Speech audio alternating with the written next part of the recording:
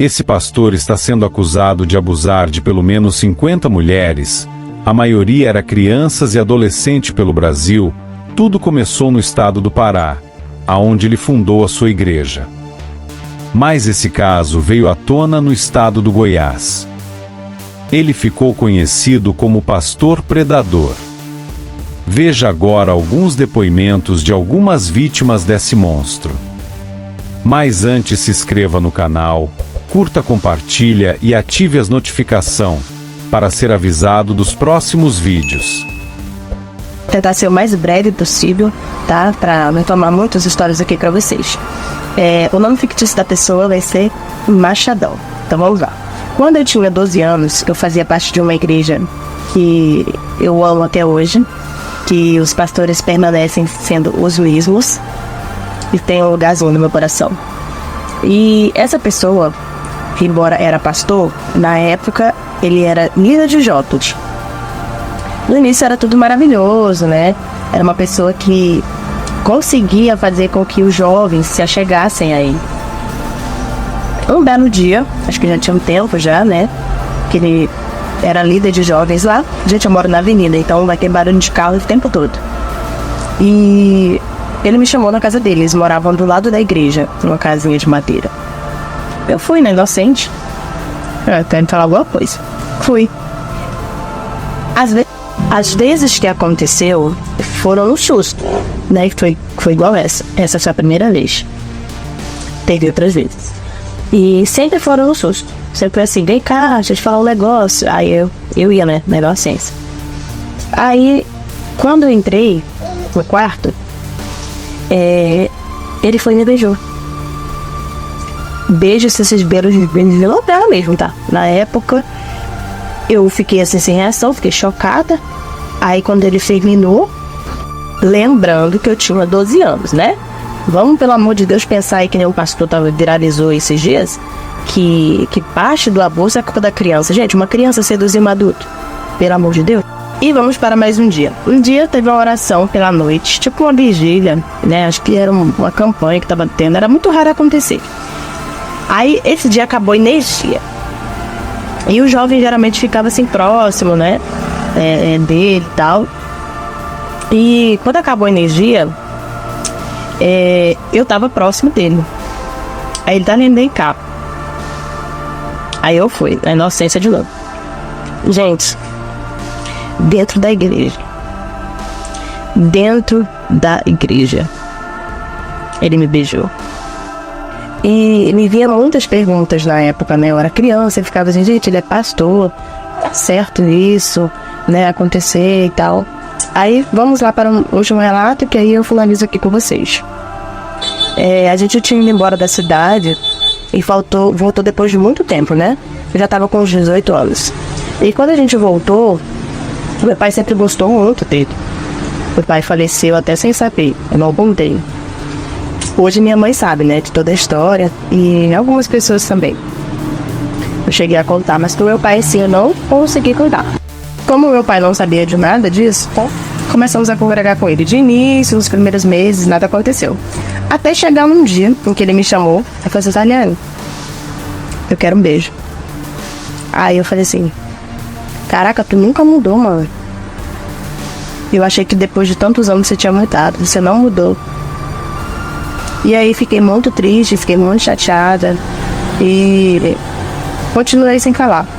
Mesmo com 18 anos, eu ainda não tinha falado, não consegui falar e ficamos ali por, acho que por 1 ou 2 anos, se eu não me engano, congregando com ele, tipo engolindo seco. Às vezes eu tive vontade de vir aqui e falar o nome da pessoa. Né, eu sabia que mais cedo ou mais tarde eu ia ter a oportunidade de falar sobre isso e muitas pessoas iam entender de quem de fato eu estava falando, né? E hoje muitas pessoas que estão aqui assistindo sabem quem é essa pessoa. E graças a Deus esse dia chegou. Eu tinha chegado a contar alguns relatos, né? Assim, mais por texto, às vezes quando eu cantava uma música eu botava ali a legenda, mas eu nunca tinha vindo aqui de fato contar, né? Em vídeo, nos stories. Para vocês. Então assim, infelizmente através dessas situações, muitas pessoas não estão mais na igreja, porque eles não entendem que o evangelho, ele transforma. Como é que eu vou entender que Jesus é transformação, sendo que tem pessoas que estão sujando o nome de Jesus, estão sujando o evangelho, né? E Jesus, ele é sim transformação, quando nós de fato queremos a transformação. E o que me fortaleceu de fato de vir aqui contar o meu relato para vocês foi o fato de eu saber que isso continua acontecendo. Eu já tenho 30 anos. Eu fiz 30 anos esse ano. E quando eu fiquei sabendo que isso permanece acontecendo, eu falei assim, chega de me calar. Chega, porque às vezes o nosso silêncio dá força pro abusador. Entendeu? Porque eles às vezes entendem que a pessoa nunca vai falar. Eles vão sempre ter medo. Então, assim, saber que hoje tem muitas meninas que aconteceram a mesma coisa, não foi só eu, a vítima foi. Hoje tem muitas meninas que aconteceram a mesma coisa, não foi só eu, a vítima foram muitas meninas. Gente, eu já abri essa história pra gravar aqui umas 10 vezes e não tá saindo. Não tá fluindo assim, tem um nó na minha garganta, sabe? Uma coisa, um frio no estômago, assim, porque... Cara do céu, sério.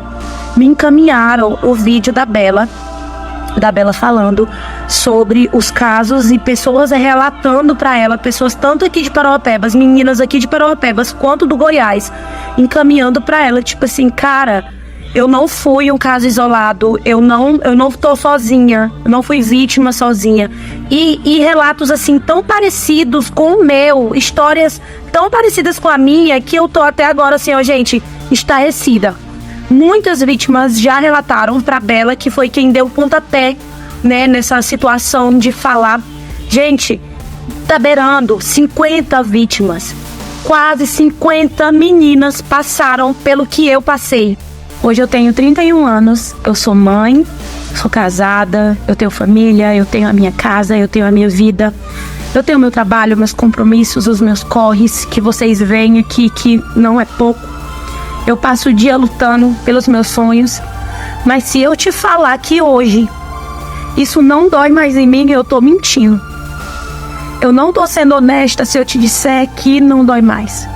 Até hoje eu colho frutos de todo o mal que me aconteceu lá na minha adolescência.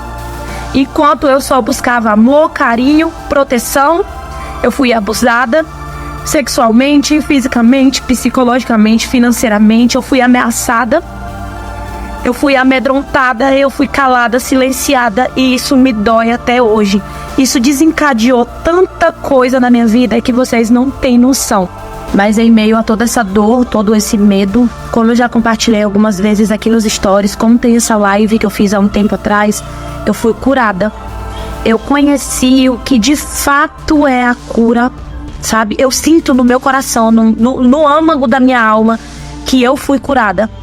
Só que a cura, ela não vem acompanhada de amnésia. A gente lembra. E sabe por que a gente lembra? Pra gente nunca mais passar por aqui. A gente pode ter feridas novas, mas as mesmas feridas Deus não deixa a gente ter, porque Ele faz a gente lembrar de onde a gente saiu, que é pra gente não voltar mais pra lá.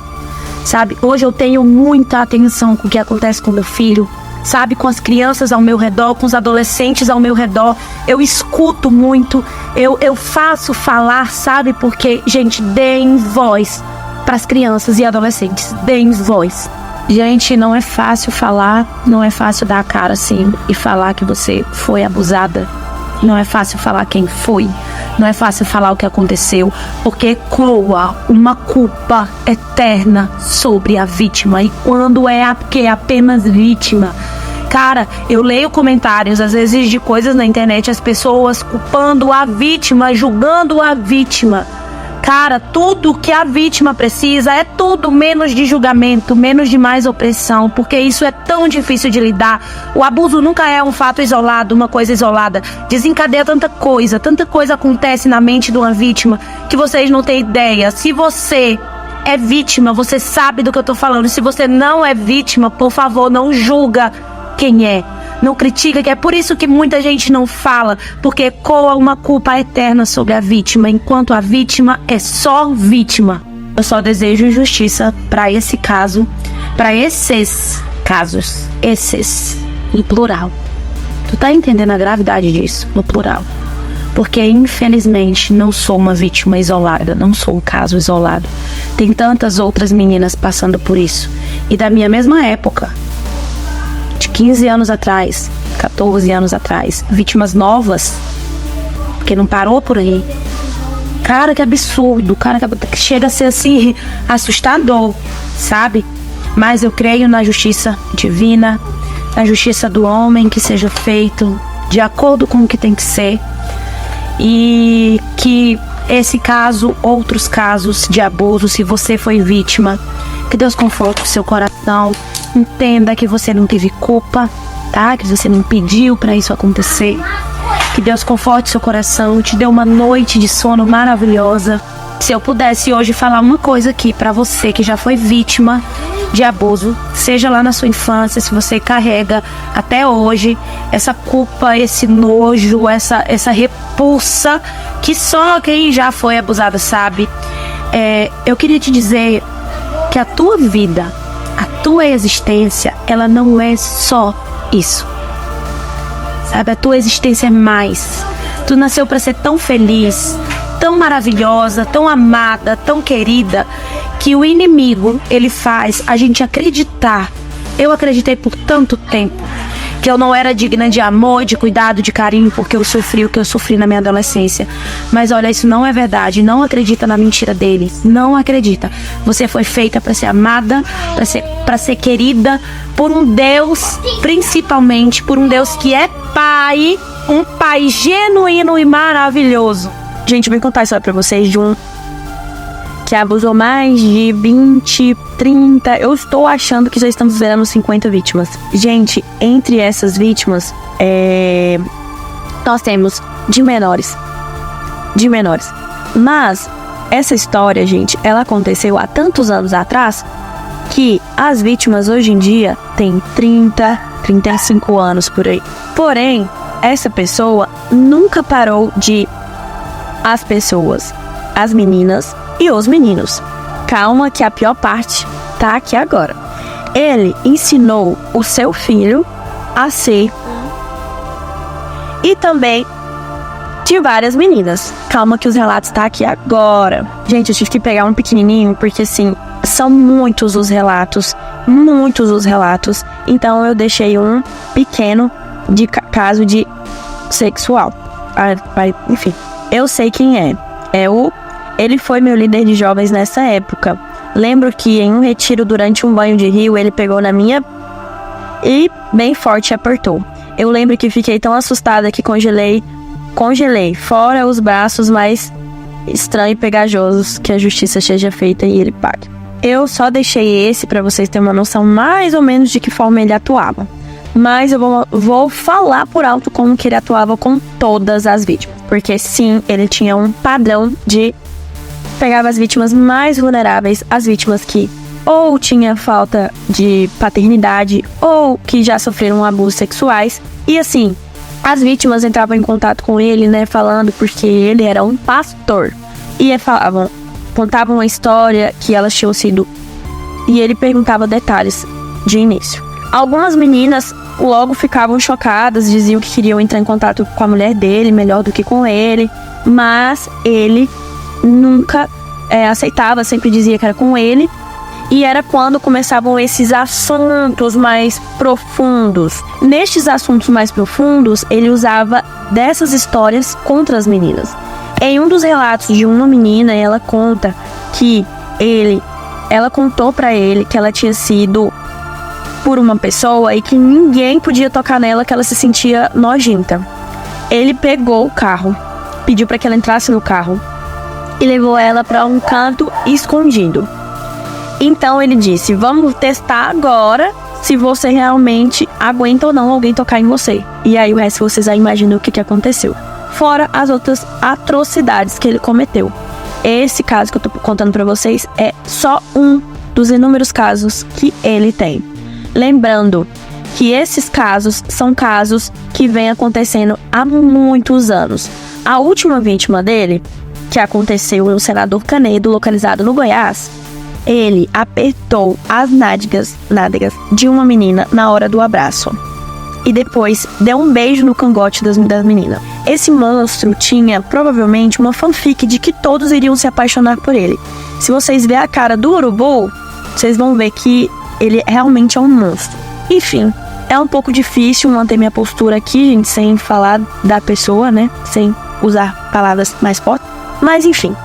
Então, se você é vítima dele, ou se ele já fez alguma coisa com você, pode ser qualquer tanto psicológico, financeiro, porque ele também fazia, tá, gente?